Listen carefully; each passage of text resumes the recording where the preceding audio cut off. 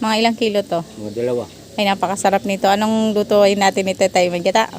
Tingnan nyo na, aninag ko na naman yung tatay ko. May dala-dala na naman isda. Ano na naman? Ano yan, tay? Karpan na huli namin.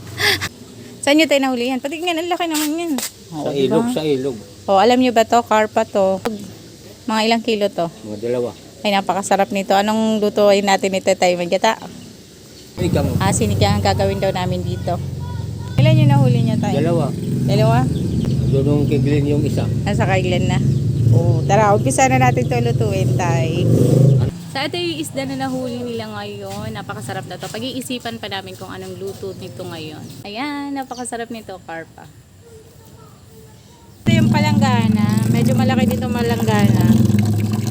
Ganyan siya kalaki. Ayan, may nanggaan ng isda. Yeah, may karpa kami dito. Ang laki ng karpa. Ngayon ko lang uli matitikman to. Ayan, kakaliskisan na namin siya. Kasi sobrang laki ng ano nito. Mga kaliskis niya. Tingnan nyo, para siyang piso kalaki. Ayan, wait lang. Kakaliskisan muna namin tapos hihiwain namin. Ayan, nahiwa na namin. Hindi pa luto. Tingnan nyo naman. Nakakatakam na kainin.